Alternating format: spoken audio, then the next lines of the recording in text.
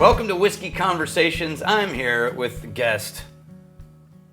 What's your name again? No, I was kidding. Mike Schneider. We just finished Whiskey Level 3. Yep. You passed.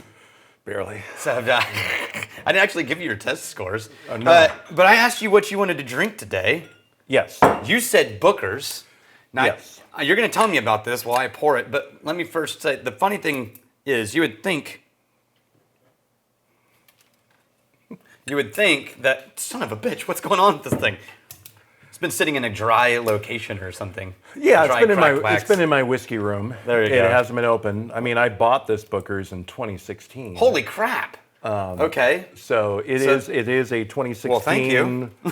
02. Jeez. Do you want to pour it? You're a Somme. I'll pour a little Yeah, bit. go for it. And it's going to be interesting doing Booker's as our first pour of the day. Yeah, right. So Booker's is Booker No from Jim Beam. It's kind of his little experimental. In fact, the tour is really great if you go to Beam because you don't go into the main plant. You go up, they have their own little building For their special selection for barrels. Bookers and bakers and all Yeah. that stuff. So at the end, it's got stills, it's got fermenters, everything over there. So I've never done that tour. yes. Cheers to you, sir. Cheers. Well, man, the density on a Booker's, I think it's my favorite of the line. Mm-hmm. Was it Booker's, Baker's, Knob Creek, Basil Hayden, right? Yes. And Booker's is by far my favorite. It's got a bit of a kick. I mean, hell, what are we ringing in at here? 63.5% ABV. Good morning, sir. So it's a wonderful, good, strong bourbon, and it's funny when you taste like anything. You taste the older ones, you taste the newer ones.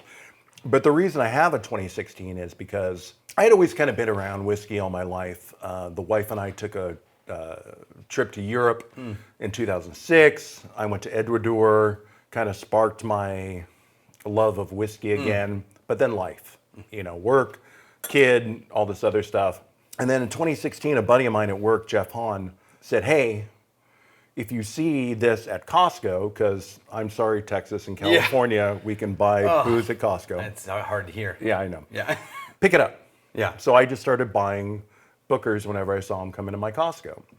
And then I'd get together with Jeff and we'd drink them, or I'd drink with other people. And then that's how it sparked my love of getting back into whiskey, bourbon. A couple years later, I stumbled upon two idiots on YouTube. Guilty? One half guilty? And, COVID hit, blah, blah, blah. We're down the rabbit hole. Yeah. And I end up here and now just finishing, like you said, Psalm 3 yesterday. Yeah. But the reason I wanted to try Booker's was I mentioned Jeff. Jeff was always a good friend.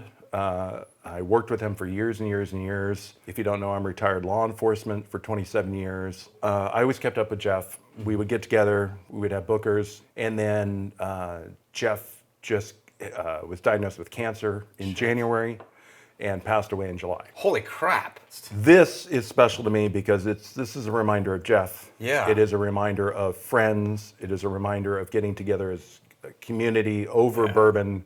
Now that I'm semi-retired, keeping touch with my friends now who have spread out across the United States. And that's this kind of, when I drink Booker's, I always think of Jeff and I always think of community. That's what whiskey's for. Yeah. It's the third thing, not Yes. the first or the second thing. Right, exactly. Yeah, cheers. Tell me about, this is probably not going to surprise anyone, but as much as I'm a nerd about whiskey history and stories and production and things like that, I am the worst at staying current with any of the cool whiskey stuff. Like people will be like, "Have you heard about this new? It's they released this," and I'll be like, "I have no idea what you're talking about." Yeah. Or I'll find something and I'll be like, "Guys, I found this cool new bottle," and they'd be like, "Oh, that's from 2021. That's the you're way behind, buddy." And I'm like, "Oh, okay. I found Redwood Empire, guys," and they're like, welcome to the club. 20 minutes from my house. Yeah, exactly. But Booker's, I know, is the story is this was like sort of his private stash he would Yes. pick, right? Right. Well, not only does he pick them special, he actually distills it special. So in this separate area, in this separate still house, is again separate fermenters, separate stills, and so they do things a little bit different over there. He can play, do what he wants. not just Booker, but now, Freddie or Fred, his son, and now Freddie. In fact, you see the little books come out. Yeah. They just did Little Book Infinite, which is a little bit from what Booker distilled, then what Fred distilled, and then what Freddie distilled. That's pretty wild. Yeah. 3 generations in one bottle in Yeah. production. How many times have they released this, or how often? Because this is 2016-02. I want to say 5-ish, 6-ish times a year. Okay. And again, it's different batches every time. So some Different people, volume? some people like stuff different than others. They say, oh, what was the ham batch? There was, and it's named a little Like bit. baked ham? Yeah, it was a country ham. That Oh, was okay. it. There you go. And so, and they're named for different things too. Yeah. And it might be employees at the distillery. I think we had one that was named after one of the employees. Or Yeah. that was, she was involved or something. Right. Yeah. Right. So, and then of course, Baker's itself is named after his cousin who Right. lives on site. Right. It's kind of caretaker. So, Had you tried this one before? This year? This batch? I had another one opened, yes, at the You house. remember this? This is good. I don't remember nothing. That's why I write everything down. That's fair. Because I don't. That's the difference between level between Psalms and non-Psalms. Writing down. I don't catalog. I mean, there's so many people out on the internet, Oh, so yeah. many people I know Books of things. that can catalog in their brain. Yeah. I'm just not good at that. Ah, man, that is like roasted walnuts and molasses and Caramel and pepper and all the things you would say about Yeah. a good bourbon. Yeah. But turned up a lot. just unctuous. It's the mouthfeel. And That's a good tasting, man. Yeah, Unctuous. and that Kentucky hug. Yeah, you yeah. gotta love the Kentucky hug. Yeah. See, Texas had that for a while, but it's sort of a one-armed arm punch at the same time. Yeah. It's like the one-arm clash, shoulder punch, and then wham. So we were trying to hug, but Yeah, you know, Texas is we good. hadn't learned good. Texas is getting a little better. It's mellowing. Yeah. Yeah. I think we were talking about the other night. Yeah, yeah. With Garrison going into 53-gallon barrels. Different ball Yeah, game. still Austin doing the what does Nancy call it?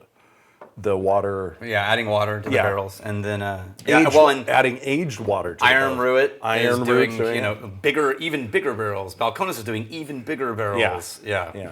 And so Texas isn't as aggressive as it once had. It's still got a little bit of Texas in it, but it's not. Funny because screw the Texans, you, we're Texas. we as Texan distillers, which I used to be, one of the big arguments every time we all got together was like, what is Texas whiskey? What defines it? I mean, and we would argue about it. We're still arguing about it to this day. And I think the only thing I've ever heard that I was like, yes, that I unequivocally agree, was Jared Hempstead saying, innovation and flexibility. He's like, we have had to figure out things that no one else had to figure out. Mm-hmm. I remember talking to Jonathan, and Nancy worked with him a little in the early days. Right. And Jonathan at Iron Root, and he was saying Nancy Fraley. yeah, Nancy sorry, the Nose Fraley. Thank you. I never remember to do that. But yes, Nancy Fraley, a brilliant woman, works with ADI and has a bunch of clients. Joseph Magnus. And again, lives 20 minutes from my house. Yeah, lives in California. Yeah. Anyway, they worked with her a little bit in the early days. But Jonathan was saying, like, yeah, man, when Nancy came to Texas, she learned how to work with Texas whiskey at our distillery because she kept coming and being like, this is not what normally we have to do. This does not normally happen. This is new. So she had a learning curve of Texas whiskey that she's now using at Still Austin. Well, and now I just saw online she's using in India. Yeah, same climate, same exactly. problem. Not same climate, but similar problems. Similar problems with the heat. Yeah, and like Taiwan. Right. Yeah, that's cool. What's your favorite thing that you've done post whiskey school, starting to show up at whiskey school, that you're like, man, I'm grateful I had that background because it made this moment really cool? Or your favorite whiskey event you've used your skill set at? Well, the funny thing is I was telling the other Psalms last night, I've only done one whiskey event. Yeah. You're on Zoom all the time. Yeah, I'm on Zoom. I started playing around with some YouTube videos just for funsies. But I've only now done one tasting event. Yeah. It was at a good buddy of mine's house last Saturday. All right. And we did a pairing, and then we did a tasting. And that was wonderful. Yeah. I love seeing the excitement on people's faces when they start tasting whiskey they've never had or pairing whiskey when they normally just pair wine. I mean, I come from a wine background. I grew up in the Napa Valley. But seeing people's excitement when they start we can drink whiskey with, short ribs and polenta. Yes, you can. In fact, I did Crowded Barrel Merlot finished Eleanor. Oh, nice. So, Forgot about that one. yeah, that was good. Yeah. That was good with the short ribs. Yeah. So that's kind of been the fun. It was finally getting everything together that you've taught, that the other instructors have taught, the communication aspect of it, and then really getting it across to the folks who were there at the dinner. Did you feel it land? Like, Yes. there was like, did anybody be like, damn, you actually know a lot about whiskey? I didn't know. Yeah. Yeah, and the funny part is, when I quoted the price to come and do this, and my friend kind of gasped, and I said, dude, that's a steal. Yeah, you have no idea. But then by the end, everybody's like, oh, I so enjoy this. Yeah. I want you to come back. Yeah. And so, You're like, good, it's double. yeah, exactly. Exactly. Well, thank you for sharing a really Sure. kick-ass bourbon and stories in the moment. I'm Yes. glad you're here. Oh, thank you. Cheers to you, sir. I'm glad to be here. Yeah, and we're glad you're here. Cheers. If you like pina coladas, this is the wrong channel for you. But you should like and subscribe anyway, because who knows?